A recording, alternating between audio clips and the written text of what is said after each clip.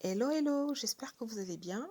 Je vous reviens aujourd'hui avec ce tuto qui est la suite logique de celui que j'ai publié précédemment, à savoir le tuto patronage du haut de ma robe en pagne, en tissu pagne. Alors en tissu wax, en tissu 100% coton, vous pouvez l'essayer avec de la soie, du basin, enfin voilà. C'est une robe traditionnelle qui peut se décliner de plusieurs manières. Et chez nous au Cameroun, on l'appelle le kaba. Alors moi, j'ai décidé de le faire ici dans un wax. Ce wax, je l'adore. Je le kiffe, mais enfin bref, voilà. J'aime la couleur, enfin j'aime tout en fait. Je le trouve juste trop beau. J'avais envie d'un wax 100% coton rose. Et j'ai eu celui-ci, donc je suis trop contente. J'ai décidé de me faire un petit cabas avec pour les jours de chaleur, hyper pratique. C'est juste la robe qu'il vous faut quand il fait chaud. Bon, là je me suis un peu lâchée, j'ai oublié le tuto. Allez, on y va. Donc la vidéo sur le patronage est déjà sur la chaîne. Donc là c'est la suite logique. Pour cette partie couture, donc je vais tracer 2 fois la partie buste de mon cabas, donc de ma robe. Il me suffit juste de faire comme vous pouvez voir à l'image. Je trace les contours et après je vais déterminer la longueur de ma robe et je vais tracer tout simplement. Je vous laisse regarder. Petite précision, alors j'ai dit le buste, mais en fait ce n'est pas tout à fait le buste, en fait c'est la partie qui va être froncée parce que ma robe va se composer de 2 parties, enfin à part les manches bien sûr. Il y aura la partie poitrine, donc qui va prendre une partie du buste, et le bas du buste ainsi que le bas de la robe, ce sera une autre partie qui sera froncée. Donc c'est cette partie-là que je vais tracer ici en déterminant la longueur que je souhaite. Je trace cette longueur là sur le pagne et en transparence à l'aide de ma règle japonaise, je peux tracer en angle droit et être sûre de mes valeurs. Donc je précise aussi ici que je suis bien au niveau du droit fil, que même lorsque vous travaillez sur du wax, il vaut mieux quand même autant que possible respecter le droit fil pour le bon tombé du vêtement. Donc là j'ai ajouté les valeurs de couture, je coupe la première partie de ma robe et je la mets de côté. Je vais faire exactement pareil pour l'autre côté, donc dos ou devant, peu importe. Ici l'avantage c'est que voilà, on n'a pas à se prendre la tête avec le dos et le devant. Il faut juste faire attention à ne pas confondre l'envers et l'endroit. À part ça, tout va bien, on trace et on essaie autant que possible de veiller au raccord des motifs s'il y en a. Une fois que j'ai coupé la partie du bas de ma robe, je vais maintenant couper le haut du buste, donc l'encolure en fait, tout simplement. C'est le mot que je cherchais, en fait c'est l'encolure. Enfin bref, donc je vais couper l'encolure. Ici, cette encolure va être doublée et entoilée. Donc pour ne pas me prendre la tête, j'ai décidé de couper donc l'encolure 2 fois, donc 2 dos et 2 devant dans le même tissu. Ce qui fait que je vais avoir mon tissu principal et ma doublure dans le même tissu. C'est plus simple. Vous pouvez faire autrement, mais moi j'ai choisi de faire comme ça pour plus de simplicité. Et puis j'avais du tissu, donc j'ai pas voulu me prendre la tête. Voilà. Donc je trace les contours de mon patron. Ici c'est le devant, c'est l'encolure devant. Donc je précise que à mon patron je n'ai pas ajouté de valeur de couture, donc je vais le faire après, tout comme je l'ai fait pour les parties précédentes que j'ai coupées. Une fois que j'ai tracé les contours, je vais, en principe j'épingle, mais bon là je vois que je ne l'ai pas fait, mais je pense que je vais le faire quand même. Donc j'épingle, je trace les contours et je vais pouvoir découper. Ensuite, je passerai en encolure dos.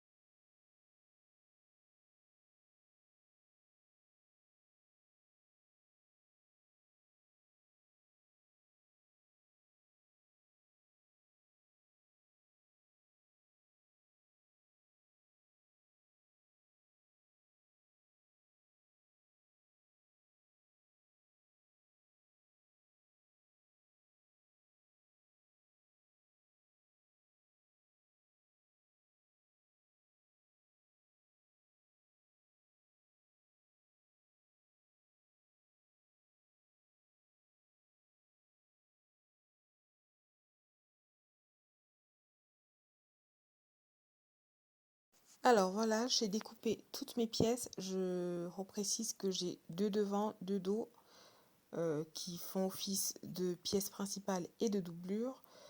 J'ai également découpé une pièce en toilage pour le dos et pour le devant.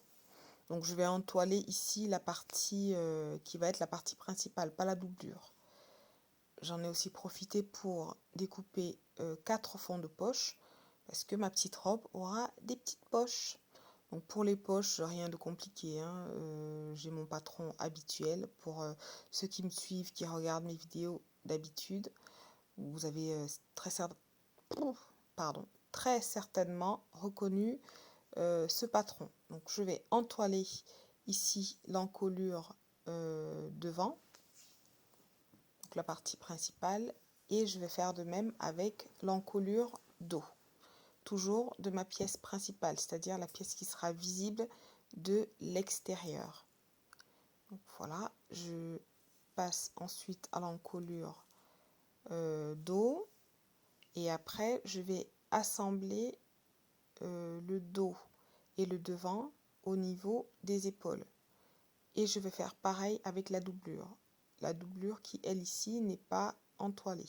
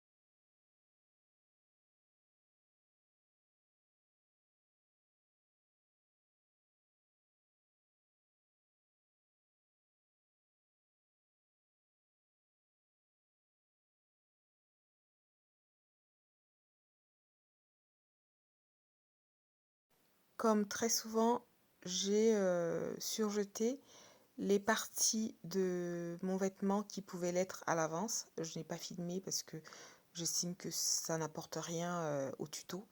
Donc voilà, j'ai surjeté les fonds de poche ainsi que les côtés de la robe, donc les côtés du dos et du devant. Ensuite, je vais venir épingler endroit contre endroit mes fonds de poche, donc ici il y en a 4, aux 2 pièces de ma robe, du bas de ma robe. Donc, en partant de mon dessous de bras, je marque un point à 25 cm. Donc 25 cm, c'est la distance à laquelle je voudrais que mes poches soient situées une fois que ma robe sera cousue. Donc là, je marque les 25 cm Et là, je vais venir positionner le fond de poche de cette manière. Donc, comme vous voyez à l'écran, endroit contre endroit. Je précise bien parce que il m'est arrivé plusieurs fois de me tromper et c'est hyper agaçant parce que une fois que vous avez cousu, surtout qu'avec le wax, quelquefois on a du mal à distinguer l'endroit de l'envers, donc il faut vraiment faire attention, bien marquer l'envers de son tissu pour ne pas se tromper.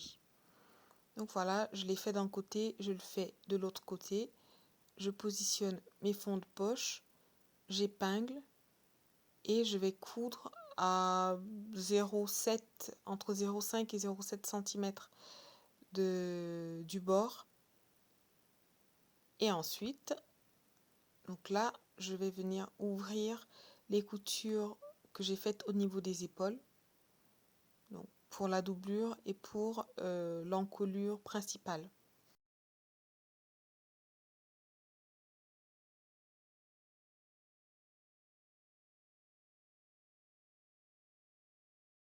J'ai terminé la couture de mes fonds de poche. Je vais ensuite les repasser vers l'extérieur de la robe, du tissu, et je mets de côté. Ensuite, je continue avec l'encolure que je vais ici assembler. Donc, je vais prendre la doublure et la pièce principale, endroit contre endroit.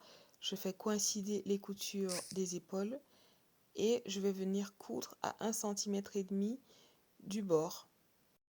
À cet endroit, je vais faire 2 lignes de couture lâches pour faire des fronces plus tard. Donc des fronces qui seront au niveau du dos et du devant. Alors, j'ai cousu mon encolure. Bon, j'ai essayé de l'ouvrir au fer, mais c'était pas évident, donc j'ai fait du mieux que j'ai pu. Alors, ensuite, j'attaque les fronces du dos et du devant. Bon, rien de plus simple, hein. J'ai déjà montré maintes et maintes fois comment faire des fronces, donc ça, c'est pas compliqué. On fait nos petites fronces au niveau du dos et du devant. Ensuite, on va mettre de côté. Je reviens au niveau de l'encolure et je vais faire ce qu'on appelle une sous-piqûre pour que la doublure tienne bien, soit bien maintenue à l'intérieur de mon vêtement et que qu'elle ne glisse pas ou que ce soit pas l'inverse, donc que ce soit pas comment dire, l'encolure principale qui se retrouve à l'intérieur. Donc on fait une sous-piqûre. Alors je n'ai pas filmé une fois de plus parce que j'ai oublié.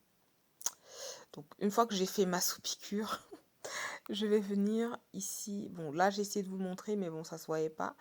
Mais bon, toujours est-il que j'ai fait ma sous-piqûre et après avoir fait la sous-piqûre, seulement je viens tailler avec mes ciseaux l'excédent de tissu. Moi, je fais comme ça. Il y en a qui enlèvent l'excédent de tissu avant de faire la sous-piqûre, mais moi, je préfère coudre avant de couper l'excédent de tissu. Pour moi, c'est plus pratique. Alors, une fois que c'est fait, on retourne plus facilement l'encolure et on va venir donner un bon petit coup de fer à repasser avec de la vapeur. J'adore ça, j'adore repasser quand je couds. Enfin bref, voilà, c'est une parenthèse. Je trouve que ça met en forme le vêtement, c'est magnifique. Bon, bref, là, je vais tracer à 1,5 cm du bord de l'encolure principale, ce qui va me servir en fait de marge de couture et oui, de marge de couture pour assembler avec la robe, donc le bas de ma robe. Je m'aide du fer à repasser pour bien marquer le pli, pour bien marquer l'endroit où je vais coudre, où je vais assembler. Ensuite, étape un peu délicate, ici c'est, alors délicate ou pas, hein, bon, pour moi c'était un peu délicat, mais bon, peut-être que pour vous ça ne le sera pas forcément. Ici ça va être l'assemblage du haut et du bas. Donc pour cela, il faut marquer les milieux. Alors moi j'ai marqué les milieux après avoir fait les fronces, mais bon, je pense que le plus intelligent aurait été de marquer le milieu avant de faire les fronces. Bon, vous savez, des fois, hein. Donc j'ai fait comme ça. Et bon, le résultat n'était pas mauvais, mais il vaut mieux le faire avant quand même, pour être sûr de bien être au milieu. Donc après avoir marqué les milieux au niveau de l'encolure et du bas de la robe, je vais venir assembler ici, enfin épingler dans un premier temps, et je répartis pardon, les fronces jusqu'à un repère que je me suis fait, mais ici je n'ai pas filmé. C'est un repère qui est au niveau de la naissance du dessous de bras. Donc je vais ici épingler le tout jusqu'à ce repère-là, et je fais pareil de l'autre côté. Ensuite, je m'attaque au dos. Donc, bon, là, j'ai pas filmé une fois de plus. J'ai cousu. Voilà ce que ça donne. La robe commence à prendre forme. Je coupe les fils d'assemblage et de fronce autant que possible. Ensuite, je vais venir coudre sur les côtés. Coudre ma robe au niveau des côtés. Donc, et cette étape, en fait, va me permettre de coudre mes fonds de poche ensemble, endroit contre endroit, en une seule couture, donc les côtés de ma robe et les fonds de poche. Et là, ma robe est, enfin, j'ai envie de vous dire qu'elle est quasiment prête, quoi. Je peux quasiment la porter comme ça. Mais bon, on va pas le faire. On continue. On va épingler les côtés, endroit contre endroit, bord à bord. Alors, désolé, mon téléphone s'est mis à vibrer. Ah bah c'est ça, hein, quand on fait tout toute seule, bah écoutez, le téléphone vibre. J'ai oublié d'enlever le vibreur. Bref, voilà, j'épingle endroit contre endroit et je vais faire ma couture des côtés. Bon, mon assemblage des côtés est fait. Alors, pour ce cabas, en fait, j'avoue que le modèle final n'était pas du tout celui auquel j'avais pensé au début. Bon, enfin bref, c'est souvent le cas avec moi, hein. Je change souvent d'avis. Enfin, c'est aussi ça l'avantage de pouvoir faire ses propres vêtements. C'est qu'on peut faire ce qu'on veut, comme on veut, quand on veut. On peut changer d'avis. Enfin voilà, on peut faire vraiment comme on le souhaite. Donc ici, j'ai décidé au dernier moment de mettre une chute de broderie anglaise que j'avais depuis, je crois, l'année dernière, et dont je voulais pas me séparer parce qu'en plus le tissu m'a quand même coûté cher, et je voulais, enfin bon, c'est pas trop ça, mais je l'aime vraiment beaucoup cette broderie anglaise là, et j'avais envie de la mettre sur du wax. Donc voilà, j'ai découpé le bas de mon cabas. J'ai enlevé une dizaine de centimètres et j'ai décidé de mettre de la broderie anglaise en dessous pour les personnes qui sont issues des pays africains. Enfin, elles savent très bien que c'est un assemblage qui se fait très très très régulièrement. On mélange les matières, les textures, les couleurs, enfin bref, voilà, on fait un peu comme bon nous semble. Donc moi j'ai décidé de mettre ma petite broderie en dessous. Pour l'ourlet, je pense que vous savez comment ça se passe, hein. J'ai assemblé ici les deux côtés, non, les deux pièces, pardon, que j'avais sur les côtés. J'ai coupé exprès les deux pièces un peu plus larges que la totalité de ma robe pour avoir de la marge. Parce qu'ici, c'est pas un tissu qui est extensible, donc j'avais peur de ne pas avoir assez de tissu. Je me suis dit, il vaut mieux couper un peu plus large que de couper un poil trop court. Donc une fois que j'ai assemblé, bon, là j'ai assemblé directement à la surjeteuse, hein, pas de prise de tête. J'assemble des deux côtés. Je laisse une petite extrémité et vous allez voir comment j'ai bidouillé à la fin pour être sûre d'avoir suffisamment de broderie anglaise pour refermer complètement ma robe. Donc le dessous de ma robe. Bon, là, c'est pas trop, comment dire. Ici, c'est vraiment une impro totale. Vous pouvez faire comme vous voulez, vous pouvez mettre ce que vous voulez, vous pouvez froncer du tissu, rajouter en dessous, ajouter de la dentelle, ajouter du tulle, ajouter, enfin, bref, tout ce que vous voulez. moi j'ai mis ma petite broderie anglaise.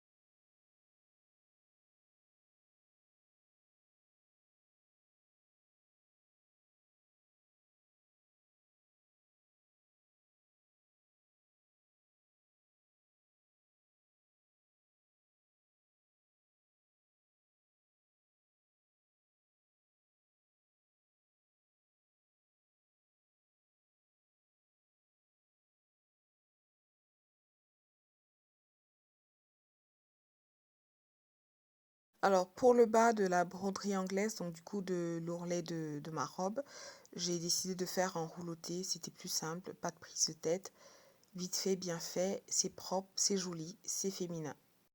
Comme vous avez dû le remarquer, pour cette robe, j'ai décidé d'improviser pas mal. Donc ici, j'ai décidé d'ajouter des petites manches. Je voulais quelque chose de volumineux, de froncé, voilà. Donc, au départ, les morceaux de tissu que j'avais coupés étaient trop grands. Donc j'ai fait un premier test, ça ne m'allait pas. Donc j'ai décidé de diminuer au niveau de l'intérieur du bras. J'ai diminué de moitié. Bon, enfin bref, j'ai tracé comme vous pouvez le voir à l'écran là. Je mettrai les dimensions en barre d'infos. Mais sachez qu'au final, au niveau des fronces, j'en ai quand même pas mal parce que j'ai pris 1,5 fois le tour de mon emmanchure pour déterminer le haut de ma manche.